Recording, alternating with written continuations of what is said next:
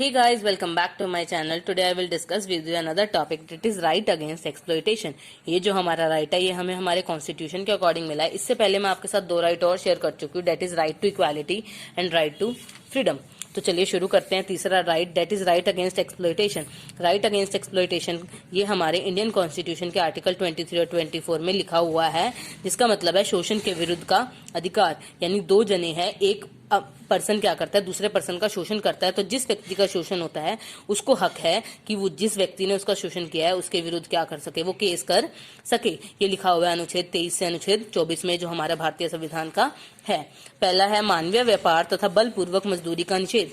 ये लिखा हुआ है हमारे अनुच्छेद 23 में। अनुच्छेद 23 में हमें क्या कहा गया है कि यदि कोई करता है, व्यक्ति क्या करता है, मानव का व्यापार करता है, यानी कोई आदमी को खरीदता है, बेचता है या फिर उससे बलपूर्वक मजदूरी कराता है, तो उसको क्या दी गया है, दंडनीय अपराध। हमारे भारत के संविधान 23 और 24 आर्टिकल में लिखा हुआ है कि उसको क्या दिया जाएगा, उसको दंड दिया जाएगा। अब दंड जो डिसाइड करते हैं वो हमारी राज्य सरकार डिसाइड करती है, नहीं तो हमारे कॉन्स्टिट्यूशन में जो दंड लिखा हुआ है वो उसे दिया जाता है।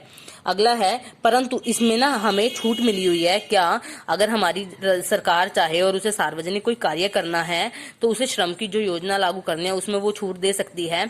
या फिर अगर हमारे देश पे कोई संकट आ जाए या फिर युद्ध हो जाए तो सरकार क्या कर सकती है, जो व्यक्ति योग्य है उसको क्या कर सकती है, भर्ती, यानी सरकार उसको युद्ध में आने के लिए, उसकी पोस्टिंग के लिए उसको क्या कर सकती है, विवश फोर्स कर सकती है।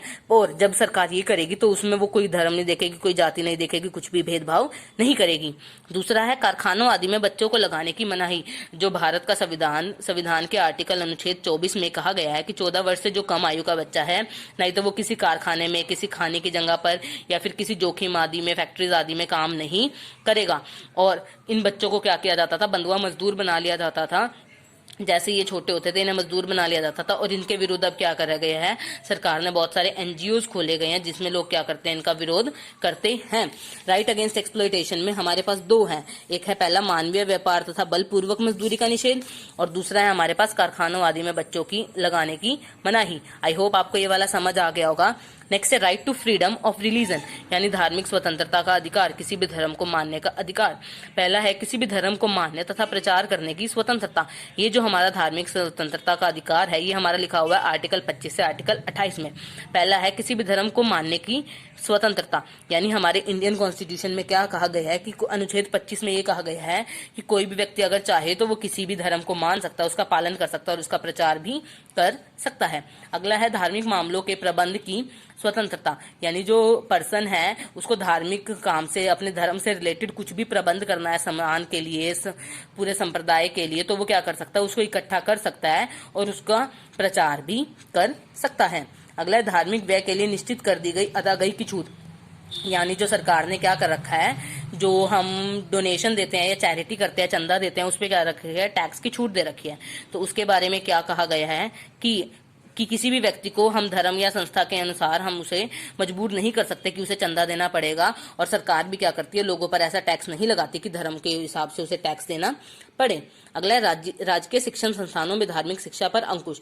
अनुच्छेद 28 में हमें कहा गया है कि जो राज्य सरकार है वो जो भी शिक्षा संस्थान स्थापित करेगी उसमें किसी भी धर्म से संबंधित वो शिक्षा नहीं देगी, वैसी शिक्षा दे सकती है पर किसी भी धर्म से संबंधित शिक्षा नहीं देगी। ये थे हमारे right to freedom of religion. इसमें चार थे हमारे। पहला था किसी भी धर्म को मानने तथा उसका प्रचार करने की स्वतंत्रता, दूसरा था धार्मिक मामलों के प्रबंध की व्यवस्था, तीसरा था धार्मिक व्यय के लिए निश्चित कर दी गई अदायगी छूट, और चौथा था राजकीय शिक्षण संस्थानों में धार्मिक शिक्षा पर अंकुश। आई होप मैंने आज आपको दो कॉन्स्टिट्यूशन के आर्टिकल समझाए, एक तो राइट अगेंस्ट एक्सप्लॉयटेशन और एक समझाया right to freedom of religion. आपको ये समझ आ गए होंगे।